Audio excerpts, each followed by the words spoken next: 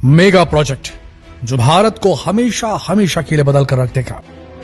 दोस्तों, आज तक कभी कोई इस समस्या का समाधान नहीं खोज पाया है भारत के साथ। भारत की पॉपुलेशन दुनिया की 18% आबादी को रिप्रेजेंट करती है, जबकि भारत के पास दुनिया का केवल 4% पानी ही मौजूद है। भारत में जहां एक इलाका लगातार साल दर साल मानसून में बाढ़ग्रस्त हो जाता है, वहीं एक दूसरा इलाका ऐसा भी है भारत के अंदर जो सालों साल से सूखा ही पड़ा है। पर दोस्तों, अब भारत में एक ऐसा मेगा प्रोजेक्ट काम कर रहा है जो भारत के अंदर बाढ़ग्रस्त इलाकों में बाढ़ आने से रोकेगा, सूखाग्रस्त इलाकों को पानी देगा ताकि वो भी वहां पर भी हरियाली आ जाए, देश की पानी की जरूरत भी पूरा करेगा और देश को 34,000 मेगावाट की बिजली भी देगा। देश को एक रिवोल्यूशनरी ट्रांसपोर्ट सिस्टम भी देगा। जी हाँ दोस्तों, आपके दिमाग में चल रहा होगा कि आखिर ऐसा क्या करने वाला है भारत। भारत एक बहुत बड़ा मेगा प्रोजेक्ट लेकर आया है, रिवर लिंकिंग प्रोजेक्ट RLP, जिसमें भारत की 30 नदियों को 37 लिंक्स के माध्यम से जोड़ा जाने वाला है।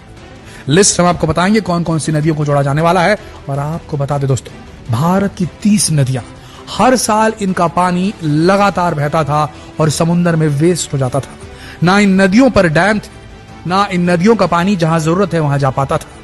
जब बरसात तेज होती थी तो इन नदियों में बाढ़ आती थी, नतीजतन उसके तटवर्ती जितने भी इलाके थे, जितने भी शहर थे, जितने भी गांव थे, वो सब बहा जाया करते थे। पूरा पानी जो भी आता था वो इन्हीं नदियों में आता था। तो रेस्ट ऑफ द जगहों में होता ये था, बाकी जगहों में ये होता था कि वहां सूखा पड़ जाता था। भारत का अगर ये मेगा प्रोजेक्ट बनकर तैयार हो गया दोस्तों, RLP रिवर लिंकिंग प्रोजेक्ट, तो पूरे देश के अंदर पानी की सप्लाई यूनिफॉर्म हो जाएगी और पूरे देश के अंदर जो किसान है वो फिर उसके बाद मानसून पर डिपेंड होना छोड़ देंगे। दोस्तों, ये एक ऐसा मेगा प्रोजेक्ट है जो देश को सीधे सीधे वापस सोने की चिड़िया बना सकता है।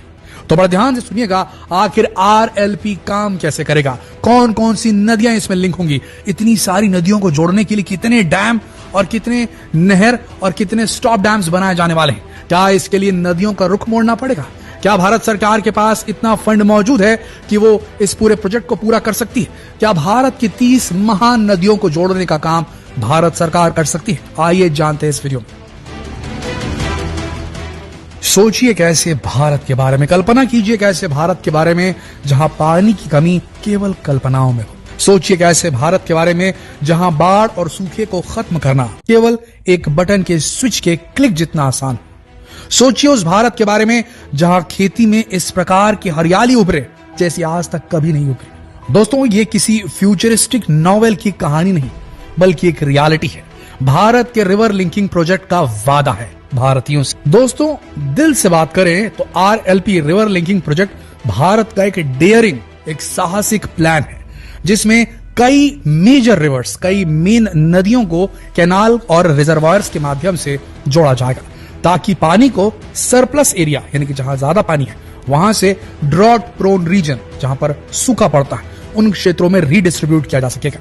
दोस्तों, ये एक विराट कदम है देश की पानी की समस्या को खत्म करने का, जिसमें सीरीज ऑफ डैम्स बनाए जाएंगे, सीरीज ऑफ कैनाल सिस्टम्स बनाए जाएंगे।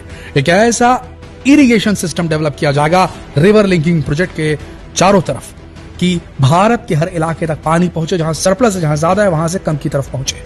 और इसके लिए बेहतरीन इंजीनियरिंग टेक्नोलॉजी का इस्तेमाल किया जाएगा। सबसे बड़ी बात यह है कि इस प्रयास को पूरा करने के लिए हमें नदियों के डायरेक्शंस को मोड़ना पड़ेगा ताकि एक नदी दूसरी नदी से जोड़ सके, और इसमें समय लगेगा, रिसोर्सेस लगेंगे और फंड्स भी लगेंगे। दोस्तों, ये रिवर लिंकिंग प्रोजेक्ट की जो परिकल्पना है ये ब्रिटिश काल से शुरू हो चुकी थी। ये चेक किया गया, ये एनालाइज किया गया कि भारत का एक इलाका साल दर साल बाढ़ग्रस्त रहता है और एक इलाका लगातार सूखा रहता है, तो क्या नदियों को जोड़कर इसकी समस्या से समाधान पाया जा सकता है?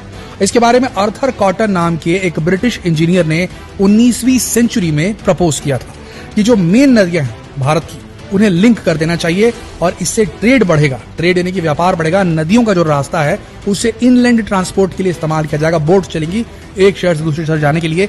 इन जो नदियों का जो लिंक बना हुआ है उसका इस्तेमाल किया जाएगा, इससे ट्रेड भी बढ़ेगा और पानी की कमी भी दूर होगी।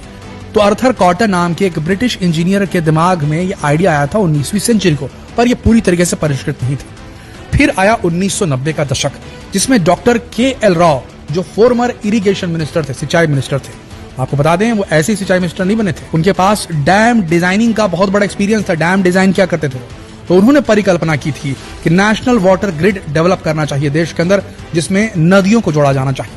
उसके बाद टालमटोल करते करते करते उसके बाद अब जाकर जो प्रोजेक्ट है इसे नेशनल प्रोजेक्ट का दर्जा दे दिया गया है और अब इस पर अब जो है काम बहुत बड़े लेवल पर चल रहा है। दोस्तों, भारत को रिवर लिंकिंग प्रोजेक्ट से बहुत बड़ा फायदा होने वाला है।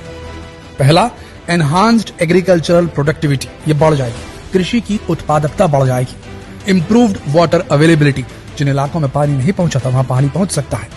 हाइड्रो इलेक्ट्रिक पावर जनरेशन, हमने आपको बताया 34,000 मेगावाट की शक्ति मौजूद है देश की मेजर नदियों के अंदर बह रही है, हमें बस उसे निकालना है और वो इस RLP प्रोजेक्ट के माध्यम से किया जा सकता है। अब सवाल आता है कि कौन कौन सी मेन नदियों को जोड़ा जा रिवर लिंकिंग प्रोजेक्ट के माध्यम से। Number 1, Brahmaputra, Ganga, Yamuna, Mahanadi, Godavari, Krishna, Kaveri, Pennar, Ghaggar river, Sabarmati river, Chambal river.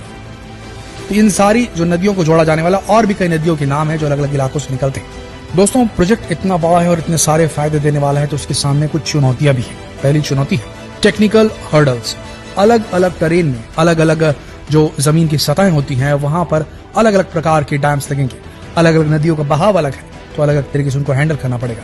इसके बाद फाइनेंशियल कंस्ट्रेंट्स भी आएंगे, पैसे की कमी भी हो सकती है। लीगल बैटल, जिन जगहों से लोगों को विस्थापित करना पड़ेगा, जिनकी प्रॉपर्टीज को वहां से अक्वायर करना पड़ेगा भारत सरकार को, तो उसमें समस्याएं आ सकती है। तो इन सारी समस्याओं के बीच इस प्रोजेक्ट को धीरे धीरे आगे बढ़ाया जाएगा। अब बात रही इसके लिए फंडिंग कहां से आ रही है, क्योंकि 30 नदियों को जोड़ना एक मैग्नोनिमस काम है, इसीलिए इसको नेशनल लेवल का मेगा प्रोजेक्ट जो है दिया गया दर्जा। ये दुनिया के सबसे बड़े रिवर लिंकिंग प्रोजेक्ट्स में से एक होने वाला है, शायद सबसे बड़ा। दोस्तों, इसके लिए गवर्नमेंट फंडिंग कर ही रही है, साथ में प्राइवेट इन्वेस्टमेंट भी आमंत्रित किया जा रहा है और इंटरनेशनल एड भी लिया जा रहा है इस प्रोजेक्ट को कंप्लीट करने के लिए। तो मिक्स फंडिंग आ रही है। दोस्तों, असलियत यह है कि रिवर लिंकिंग प्रोजेक्ट सिर्फ एक इंजीनियरिंग मार्वल नहीं है, ये एक सपना है, एक विजन है और एक जरूरत है देश की।